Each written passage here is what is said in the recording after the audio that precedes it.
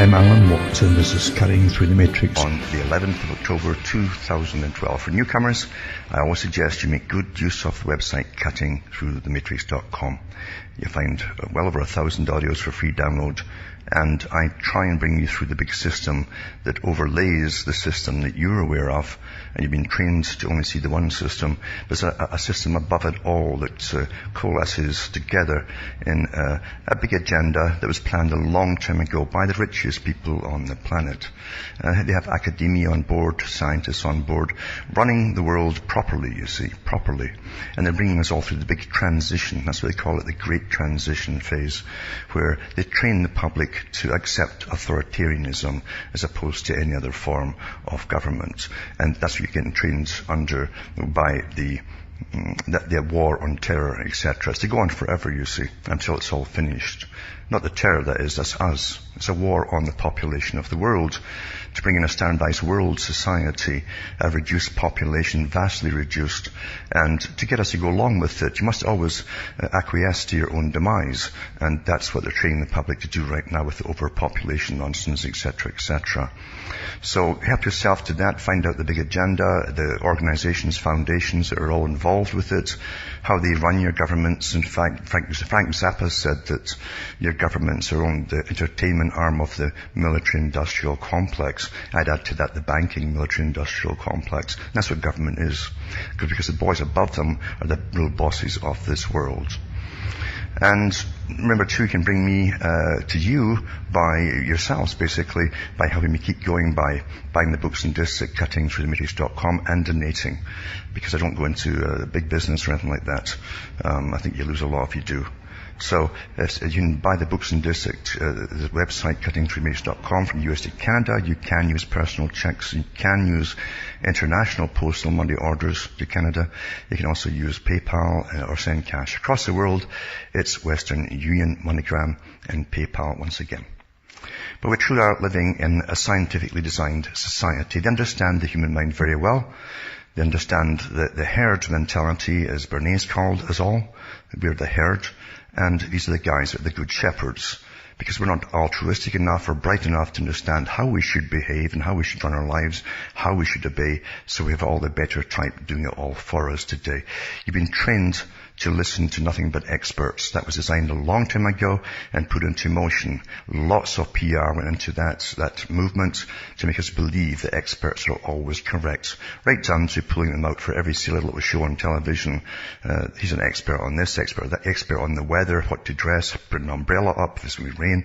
All that rubbish is actually training you that you can't think for yourselves. Don't trust yourself and your own observations or instincts. We're really, really going through the scientific stage of this scientific tyranny, as it was called by Aldous Huxley.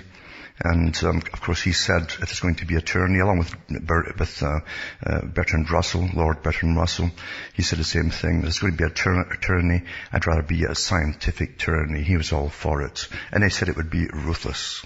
Ruthless. Absolutely. And it is.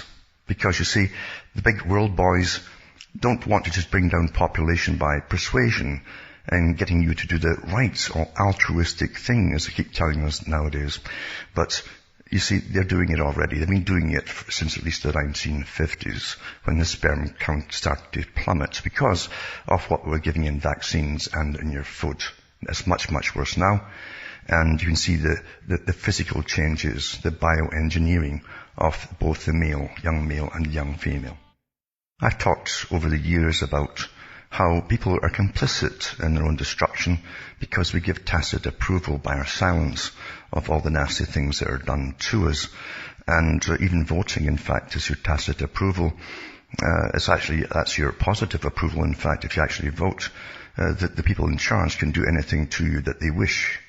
There's nothing written anywhere that will stop that in any of their literature. They can do whatever they want to you, and that's legally. So that's why they have the big pushes in a lot of countries that you must vote.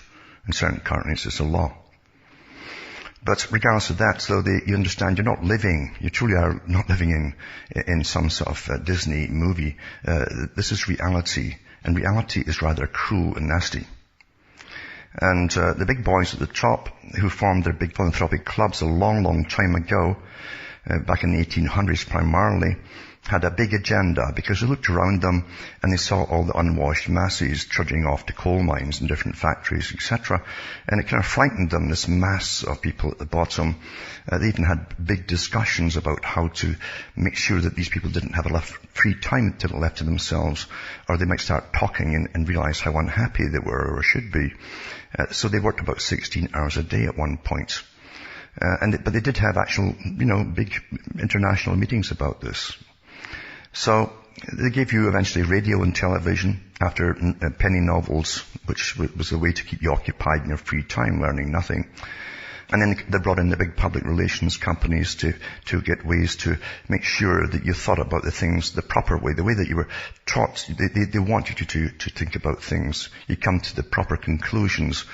In other words, you debate all the big things from the government that came down the pike via television, etc., and the newspapers.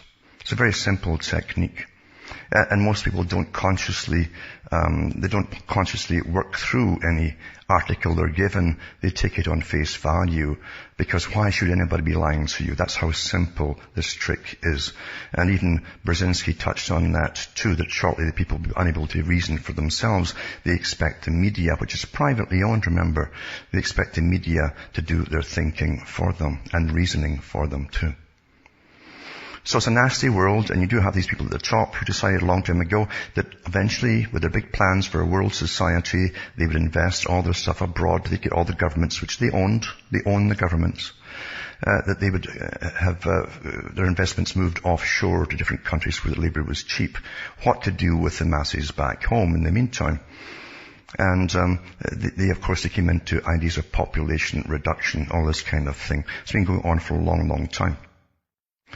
And different countries have special people who are placed there by this one group that's been around the world for an awful long time to do the main jobs. And in America, it's the Rockefeller Foundation, they're the premier one for doing all the work about population reduction, handing out grants to scientists to experiment. They also are in massive businesses. They even create varieties of corn and other things which have sterilizing agents in them. So we hear these things. Most folk, it goes over their head because they still can't believe that people would actually do that to them. And especially when, too, they have so many ads on television for the mums to buy all these corn cereals, etc., for the children. That was a big move. Before that, they didn't eat all these cereals. That was a public relations move, and Bernays was involved in the making of that at the time. And they loaded the stuff up initially with sugar to make sure it was addictive and quick to make, of course, so Mum was happy. And we saw all the health problems start to arise from there. And as I say, infertility is normal now pretty well in the Western society. Bill Gates talks about vaccines to reduce population. You understand that even as far back as Adam Weishaupt, he talked about the system would eventually be run by people who would call themselves philanthropic agents. They would create policy for governments by their big endeavors through so-called charity, etc. You understand, we're run by these foundations and philanthropists. There's no check on them. We have no say in them. We don't vote them in, and yet they tell governments what to do. And it says, Bill Gates talks about vaccines to reduce population. It says, Microsoft founder, one of the world's wealthiest men, Bill Gates projects an image of a benign philanthropist using his billions via his tax-exempt Bill and Melinda Gates Foundation to tackle disease, solve food shortages in Africa, and alleviate poverty. In a recent conference in California, Gates reveals a less public agenda of his philanthropy, population reduction, otherwise known as eugenics. Gates made his remarks to the invitation-only Long Beach, California TED 2010 conference in a speech titled Innovating to Zero, that's zero population growth, along with the scientifically absurd proposition of reducing man-made CO2 emissions worldwide to zero by 2050. That means everything would be dead if that was the case. Approximately 4.5 minutes into the talk, Gates declared, first we've got population. The world today has 6.8 billion people. That's headed up to about 9 billion people. They always give these massive amounts for the future. Now, if we do a really good job on new vaccines, healthcare, reproductive health services, abortion, we lower that by perhaps 10 to 15%, he says. In plain English, one of the most powerful men in the world states clearly he expects vaccines to be used to reduce population growth. When Bill Gates speaks about vaccines, he speaks with authority. In January 2010 at the elite Davos World Economic Forum, Gates announced his foundation would give $10 billion over the next decade to develop and deliver new vaccines to children in developing world. And it says, the primary focus of his multi-billion-dollar Gates Foundation is vaccinations, especially in Africa and other underdeveloped countries. Bill and Melinda Gates Foundation is a founding member of the GAVI Alliance, Global Alliance for Vaccinations and Immunization, in partnership with the World Bank, the World Health Organization, all under the UN and so on, and the vaccine industry. The goal of the Gavi is to vaccinate every newborn child in the developing world. It sounds like a noble philanthropic work. The problem is the vaccine industry has been repeatedly caught dumping dangerous, meaning unsafe because untested or proven harmful, vaccines onto unwitting third world populations when they can't get rid of the vaccines in the West. Some organizations have suggested that the true aim of the vaccination is to make people sicker and even more susceptible to disease and premature death. Well, that is true. That came out at the conference from the 1970s when they talked about taking down the third world countries quickly because no one would care, and the first world countries with slow crippling diseases, so that it would be nobody would marry them basically, and then you don't breed and have children. And it says, in the aftermath of the most recent unnecessary pandemic declaration of a global H1N1 swine flu emergency, industrial countries were left sitting on hundreds of millions of doses of untested vaccines. Now remember, your government's bought them all. Great business, isn't it, when you go to your government and get them to buy billions of doses. They decided to get rid of embarrassing leftover drugs by handing them over to the WHO, which in return plans to dump them free on select poor countries. France has given 91 million of the 94 million doses the Sarkozy government bought from the pharma giants. Britain gave 55 million of its 60 million doses. The story for Germany and Norway is similar. And Dr. Thomas Jefferson, an epidemiologist with the Cochrane Research Center in Rome, noted, why do they give the vaccines to developing countries at all? The pandemic has been called off in most parts of the world. The greatest threat in poor countries right now is heart and circulatory diseases, while the virus figures at the bottom of the list. What is the medical reason for donating 180 million doses? As well, flu is a minor problem in countries with abundant sunshine. And it turned out that the feared H1N1 pandemic, new great plague, that kept saying, oh, we're all going to die, was the mildest flu on record.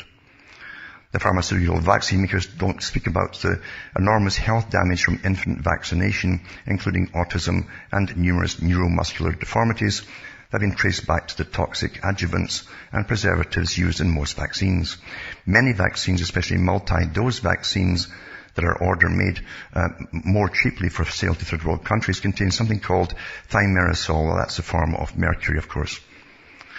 It says in July 1999, the U.S. National Vaccine Information Center declared in a press release that the cumulative effects of ingesting mercury can cause brain damage. Well, they've known that for years.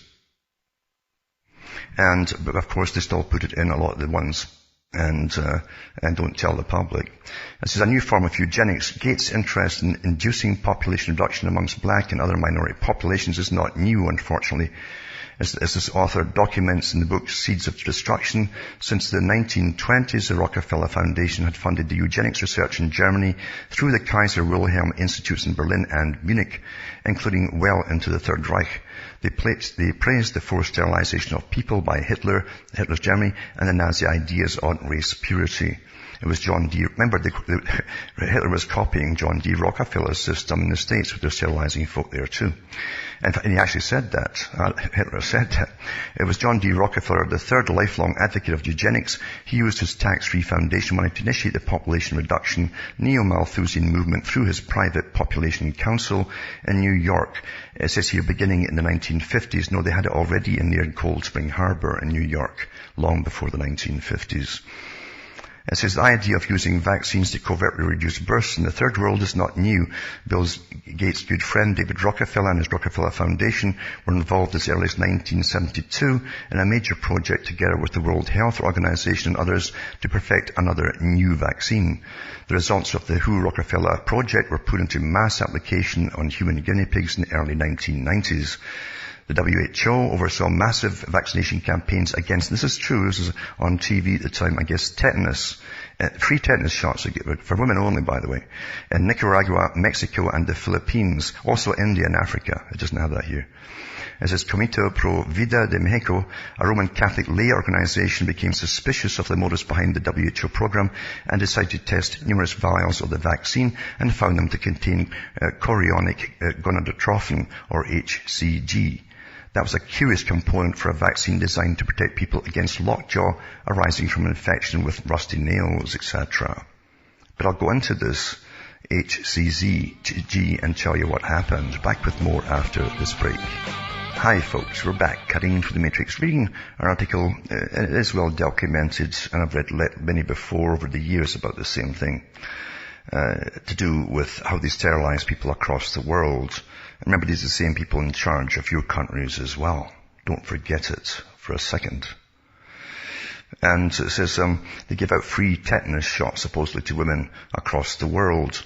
And when they were tested, these shots, they found out that they had human chorionic gonadotrophin in it, HCG. It says this was a curious component for a vaccine designed to protect people against lockjaw arising from infection with rusty nails or other contact with certain bacteria found in soil. The tetanus disease was indeed also rather rare. It also was curious because the HCG was a natural hormone needed to maintain a pregnancy, right? However, when combined with a tetanus toxoid carrier, it stimulated formation of antibodies against HCG. So it attacked your own body. It attacks a fertilized egg, basically, with your own immune system. That's this biowarfare we're talking about here. Rendering a woman incapable of maintaining a pregnancy, a form of concealed abortion. Now, a lot of the women, too, also attacked their ovaries, and had massive inflammation, and they became just basically fried. It fried them up. It just destroyed them.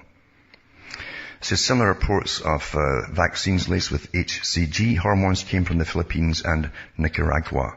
And that is true, because even the CBC News in Canada, I mentioned this years ago, had a little blurb that came out of nowhere where a reporter was talking to two people from the World Health Organization who were standing in front of a map, who were justifying this. There was no intro to it, by the way. It was odd, because they always give you an intro so you'll get the proper impression before you hear it, and leave with the same proper impression. But there was no intro to it, and these two guys argued arrogantly and self-righteously that if they didn't do it, who else would?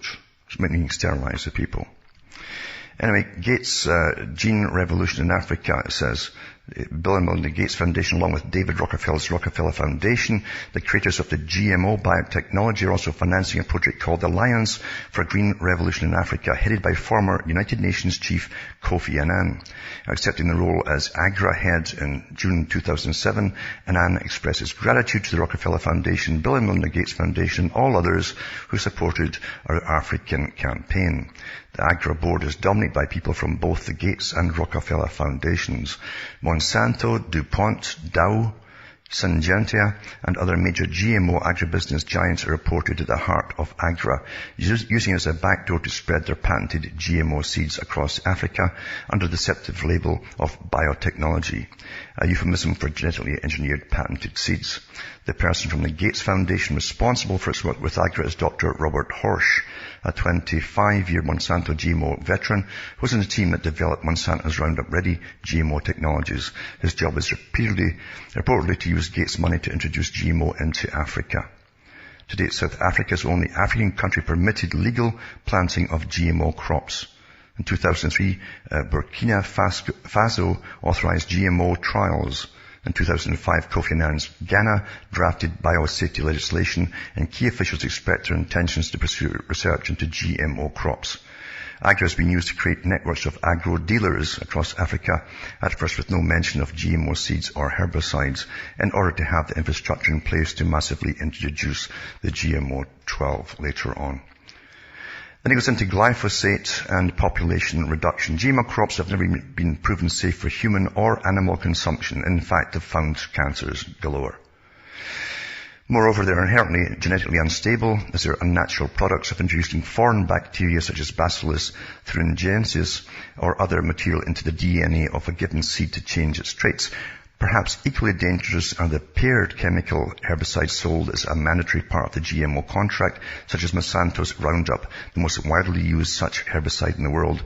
It contains highly toxic glyphosate compounds that have been independently tested and proven to exist in toxic concentrations in GMO applications far above that safe for humans or animals.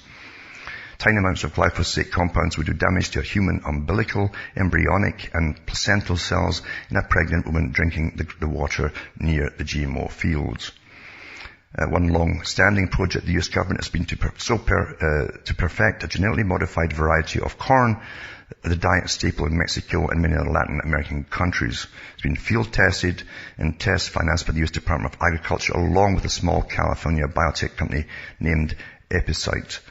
Announcing his success at 2001 press conference, the president of Epicite, Mitch Hine, pointed to his GMO corn plants, announcing, "We have a hothouse filled with corn plants that make anti-sperm antibodies, folks."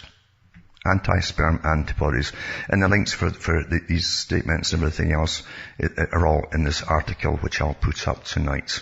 And you wonder why they keep putting out from the United Nations every year, the sperm count has plummeted down to 75-80% down in Western countries. And this goes on quite a bit, so I'll put it up as well, worth looking into. Also, too, I'll put up an article to do with more infertility caused by biotechs and so on. It's a debate as to whether or not genetically modified organisms are causing serious health issues like infertility, and even death is proclaimed as heated and inconclusive, even though it's been proven over and over again, and even admitted to by the big boys at times, and then everybody forgets again. It says, but even the very scientists working behind the scenes appear to acknowledge the very reality of their effects. And on one such communication received from a very angry biotech scientist who proclaimed it was awesome if GMOs were causing mass infertility and death. I'll put this up tonight, and there's also a video link to it. You'll hear him talking about it's awesome if it's causing mass infertility and death. Back after this. We're back cutting through the matrix, and then we go on to Bill Maher. I think it's Maher. I generally pronounce it Maher or Maher, but it's Bill Maher, it's pronounced. He says, we need to promote death, he says. He's a TV host, apparently. Asked by host Neil deGrasse Tyson what he thought about the death penalty and abortion, Maher reaffirmed his support for both, remarking, the Pope is consistently pro-life, I'm consistently pro-death. Expressing how he was pro-death penalty, Maher said, my motto is let's kill the right people. I'm pro-choice, I'm for assisted suicide, I'm for regular suicide, I'm for whatever gets the freeway moving. That's what I'm for, he said. It's too crowded, the planet is too crowded, we need to promote death, he says. Explaining how he knew many people who felt the same, Maher went on to say that people who've earned it deserve to die, remarking, kill the right people. The HBO host emphasized how he disagreed with the notion that all life is precious. He probably will know that most isn't. In a particular system that he probably refers to, referring to an argument made by Rick Santorum that prenatal testing should not be covered by the government because it encourages people to have abortions. I don't think there's anything wrong with that, said Maher, expressing support for abortion and noting it's not that hard to create life. It's teeming everywhere. It's something a dog can do, he says. So that's the wonderful celebrities that they give you to follow. And you do, you follow them and you're enthralled by them. And even the foulness that comes out of their mouth sometimes makes you laugh. And that's when you're done for, because when you laugh at the obscene and things that are literally mocking yourself, you're a goner. You're a goner, folks. And I'll put that tonight too. There's also a little video to do with it as well. And you'll hear him saying it. Also, Big Brother invades the classrooms. Well, this is nothing new. They've been going on and on with it forever. And it says that digital tracking surveillance of school children has been growing. Much attention has been given to the phenomenon of corporate tracking of children online activities that violate the Children's Online Privacy Act. And the law originally adopted in 1998 requires websites aimed at children to get parental consent before gathering information about those users who are under 13 years. Many companies, including a Disney subsidiary, have violated it. Corporate marketing interests, most notably Facebook, are fighting proposed revisions to COPPA, C-O-P-P-A. A second front in the tracking of young people has gotten so far less attention. Schools across the country are adopting a variety of different skills to monitor students both in school and outside school. Among the tools are RFID, identification tags, and it says, and ID cards, GPS tracking software and computers, and even CCTV cameras systems according to school authorities. Tools are being adopted not to simply increase security, to prevent truancy, cut down on theft, and even improve students' eating habits. Because in what you're eating, so you're all being retrained, you understand, and fixing all the things that you do wrong, according to the experts and elite above you. Just like China, by the way. It's just like China. I'll put an article up tonight too where re-education goes on in China, and I think a priest and some nuns were pulled in recently into Shanghai and put for re-education so they could understand the other side of things, and if they take the hint, they'll follow it. Because if you don't, you get about one warning in China. But it's coming everywhere too. We're all being retrained the proper way to see things, you see, by celebrities that they put up for you to follow. And you do. You're a sucker every time. Even the CFR talked about getting that years ago, getting celebrities on board because the young will follow them because they're very impressionable. This article here too is Pharmaceuticals into GMO pharmaceutical crops, it's called. It's old stuff too because I'm doing this for years, since the 90s.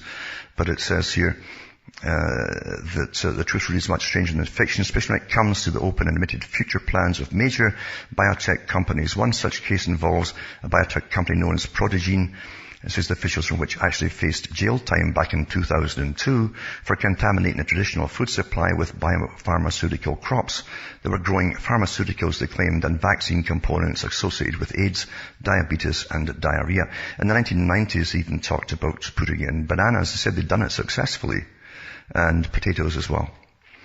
Contaminating 500,000 bushels of soy with their biopharmaceutical corn that contained pharmaceutical and vaccine components associated with deadly diseases. The company was slapped with a minor $500,000 fine by the USDA, the same government organization that gives Monsanto's crop special speed approval and ignores the company's blatant disregard for its regulations.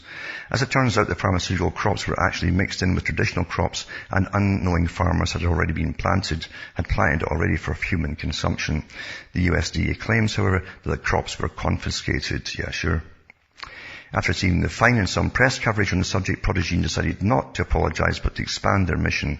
The company, in combination with estimates by Dow AgroSciences, stated that they sought to reach $200 billion in biopharmaceutical crops within 10 years as of 2004. Furthermore, they estimated that 10% of the corn in the US will be biopharmaceutical in nature. It already is, folks.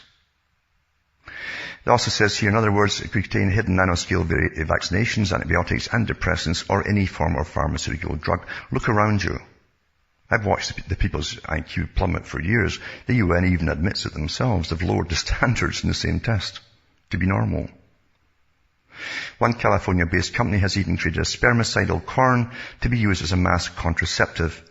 In an alternate piece covering the issue entitled Spermicidal Breakfast Cereal, author Carmelo Ruiz Marrero asks, what would happen if contraceptive corn or antibiotic wheat accidentally made it to the supermarket? Nobody knows, but that isn't stopping agribusinesses from pursuing these crops. The existence of such technology brings the fight against GMOs to an entirely new level. Outside of the known effects such as recent links to tumors, DNA damage and other complications, GMO crops on your dinner table could soon contain pharmaceutical drugs like statins in an effort of mass medication of the public. Such an effort would likely be used in conjunction with others to fight against those who choose to opt out of vaccinations, delivering the vaccine through the food supply. Well, that was discussed at top-level meetings many years ago. You understand, they have the top meetings and they don't wait. They go and do it. They're not looking for volunteers. You understand? This is a must-be of the big boys at the top. Must be. You have to look at the thousands of articles out there from the United Nations itself on massive depopulation, from the World Health Organization and all the foundations that are out there too. Same agenda, because they all work together. That's organization for you. Amazing organization. And also I want to go and touch on, again, the reality of life and stop being so naive. Because you see, People who are psychopathic in nature get to the top. I've done lots of talks about it before. It's their nature. They're very aggressive to get to the top. They can be very likable too, as psychopaths on the showbiz side of it. And I've gone into Jimmy Savile, for instance, in England, who's been a lifer at the BBC, the British Broadcasting Corporation, and I'll put up some more articles because it's all unraveling now that he's dead, of course. No one would touch him at the time. I know why they wouldn't touch him at the time. It wasn't just because he'd been knighted and met the Queen and all the rest of it. It was because he belonged to an incredibly wealthy and big, powerful pedo ring, you see, of very high-profile people. That's why. That's why they wouldn't touch it when he was alive. And he basically was spearheaded this pedo ring and supplied little boys, little girls for the high-profile pedos. There's lots of them out there, and the BBC was well aware of this from the very beginning because they've got enough of them in there already. They always have. But anyway, there's a video up. It says when Lewis met Jimmy Savile. It's a guy who does a lot of documentaries, Louis Theroux. And he follows Jimmy around. You see how paranoid he is. You hear little bits he lets out the bag regardless, to do with his little strange habits, you might say. But he's been raping boys and girls for years. Another article is from the Mail Online. Pretend you're asleep, he's here. What the Stokes Mandeville Nurses Hospital told the patients when Savile came calling. Because he always was into philanthropy too, you see. Jimmy's a great philanthropist for charity. He loved getting near children. Former patients claimed Jimmy Fix-It-Star was free to abuse sick and disabled children at the hospital. Wheelchair-bound Carolyn Moore was 13 when Jimmy Savile abused her in the hospital corridor at Stoke Mandeville. North Yorkshire Police says it's also received a historic allegation of sexual abuse against Savile. Alleged victim said she was abused by him as a young girl in the 1980s in Scarborough. He also abused, by the way, lots of the children who were trying to recover in cancer wards. What a sick perv. But you understand there's a lot of sick pervs up there that covered up for this asshole. This is NHS service where he free abused 6 children and disabled children. Patients knew 30 years ago. He's been doing it right up till he died, by the way. All the staff knew he was a threat, it was claimed yesterday. Yes, Stoke Mandeville chiefs allowed the predatory paedophile to boast he had his own bedroom at the Buckinghamshire Hospital and had lived there for 2 decades. He also went at the children's schools, orphanages and stuff. He visited them all the time. Nurses even reported to warning youngsters to pretend to be asleep when the warped Jimmy Fix-It-Star was approaching their wards, it was alleged. Well, the BBC has issued a grovelling apology to the late presenter's many victims.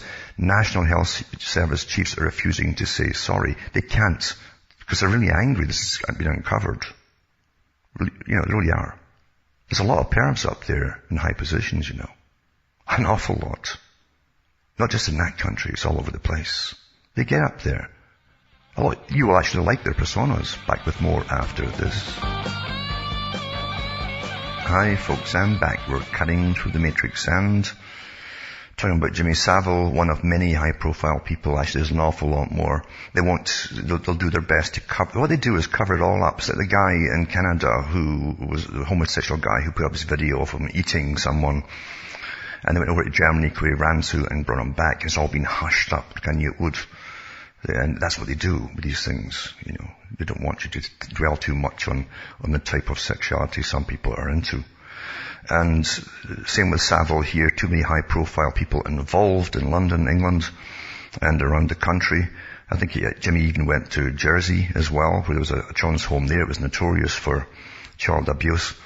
You understand the predator always goes to where his prey happens to be.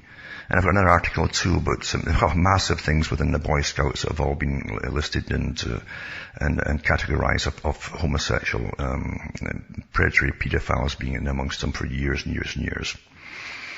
But that's the way the world's going. And there's no really shock today, a very little shock, because you can't shock people who've been contaminated themselves by all the trash like the BBC's been turning out for years that would drive most folk to either do weird stuff or kill themselves with depression watching it, because they've destroyed everything that held the nation together with all the dramas and soaps and everything else that they churn out incessantly. It's just disgusting. But it's not disgusting anymore because it's normal standard fare for the public to watch. They've been brought up with it, and that's why they look at this stuff and they can just shrug. It doesn't hit them. There is no outrage, you see. Contamination is a term that Bezmenov used, the KGB guy, of contaminating the culture in the West. And BBC and a lot of other, he even worked at the CBC Canada. Bezmenov said he met more communists there than he did in the Soviet Union. Same agenda, over and over. Back to Savile, and it says one claim nurses told young patients to pretend they were asleep when the staff visited their wards.